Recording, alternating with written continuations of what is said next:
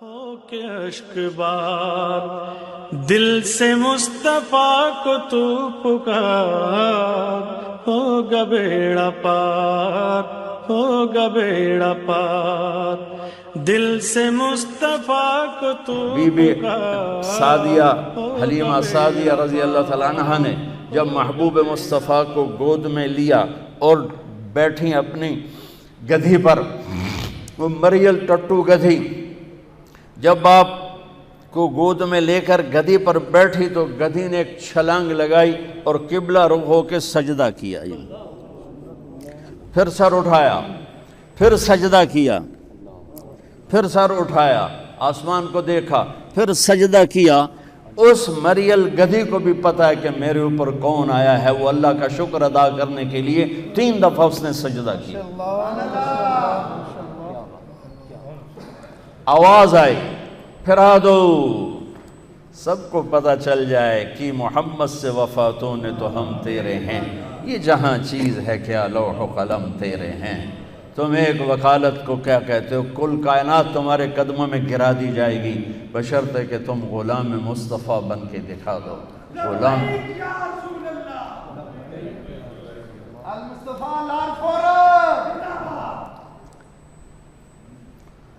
ہاں، پھر آواز آئی، اگلی سنیں، وہ اس سے بھی عجیب ہے، اور اس کو آدم کے اخلاق دو، ابھی بچے کی عمر آدھا گھنٹہ ہے، شیش کی معرفت دو، نوح کی شجاعت دو، ابراہیم کی دوستی دو، اسماعیل کی قربانی دو، اسحاق کی رضا دو، یعقوب کی بشارت دو، یوسف کا حسن و جمال دو، موسیٰ کا جاہ و جلال دو، یوشع کا جہاد دو، دانیال کی محبت دو، الیاس کا وقار دو، صالح کی فصاحت دو، لوط کی حکمت دو، ایوب کا دل دو، داؤد کی شیریں زبان دو، یونس کی اطاعت دو، یحییٰ کی پاک دامنی دو، عیسیٰ کا زہد دو، وَأَغْمَسُوهُ فِي أَخْلَاقِ النَّبِيِّينَ، اور تمام انبیاء کو جو دیا ہے اس بچے کے سینے میں اتار دو۔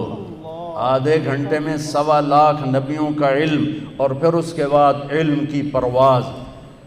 اتنی بڑی ہستی کے پیغام ٹھکرا کر ہم کیسے کنارے لگ سکتے؟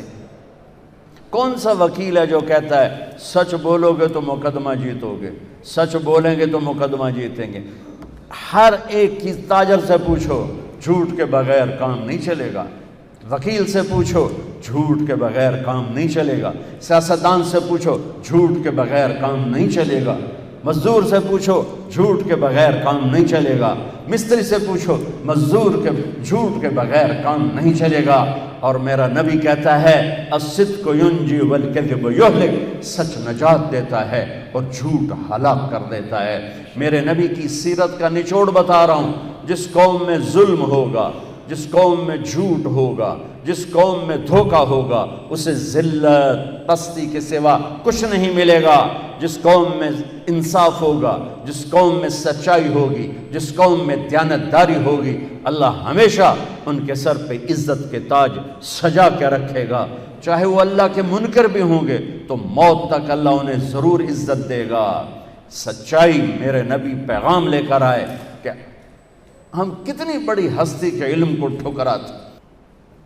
اللہ نے قسم اٹھائی، قرآن کی پہلی قسم، فَلَا وَرَبِّكَ لَا يُؤْمِنُونَ حَتَّى يُحَكِّمُوكَ فِي مَا شَجَرَ بَيْنَهُمْ، سبحان اللہ۔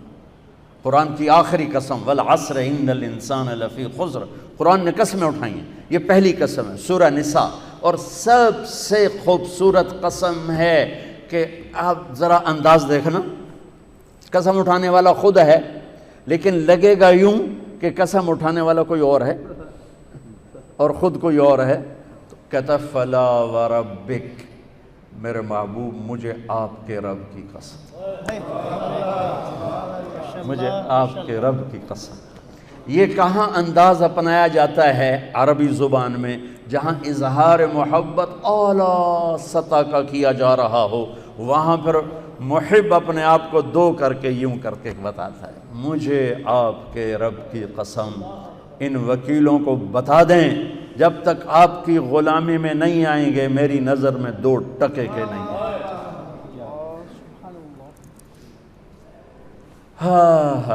سبحان اللہ.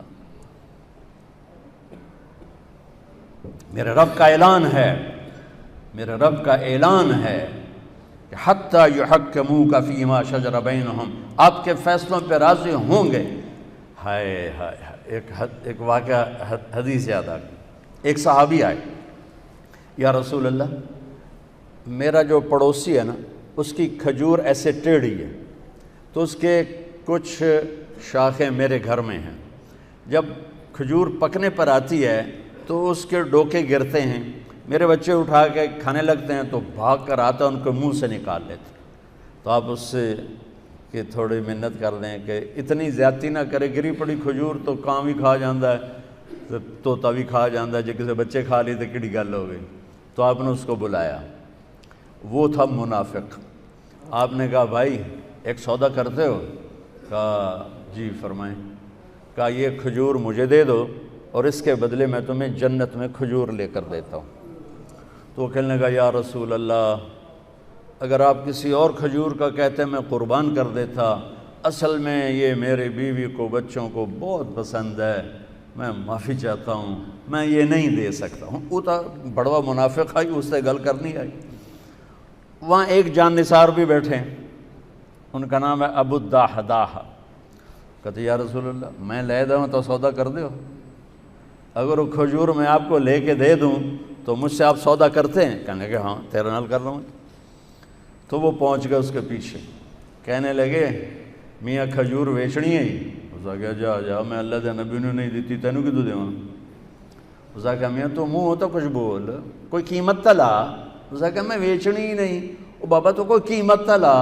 اس نے جان چھڑانے کے لیے کہا اپنا باغ دے دے کھجور لے لے. ان کے باغ میں 700 کھجوریں تھیں اور یہ ایک کھجور کسی کو لے کے دینی ہے. تو یہ کہتے ہیں سودے سے پھرو گے تو نہیں. ملاحظہ فرمائیں 700 کھجوریں دے رہا ہے اپنی اور ایک کھجور لے کے کسی کو دے رہا ہے اور کہہ رہا ہے سودے سے پھرو گے تو نہیں. وہ کہنے لگا میں کوئی کملا، تو پھرے تو پھرے میں کیوں پھراں، میرے تو پنجے گئے ہو تو سر کڑائی. اس نے کہا ڈن ہو گیا اور دوڑ لگائی. یا رسول اللہ یا رسول اللہ میں نے سودا کر دیا، میں نے سودا کر دیا. آپ نے فرمایا کیا کیا، کیسے کیا؟ اس نے تو مجھے بھی نہیں دی. کہ یا رسول اللہ میرا باغ تھا 700 کھجوروں والا، وہ میں نے اس کو دے دیا، کھجور میں نے لے لی. تو آپ نے کہا میرا بھی سودا کینسل، پہلے ایک کھجور تھی. نہیں نہیں نہیں نہیں، میں آنکھوں سے دیکھ رہا ہوں تیرے لیے کھجوروں کے باغ جنت میں لگ گئے اور تیرے لیے محل کے محل تیار ہو گئے.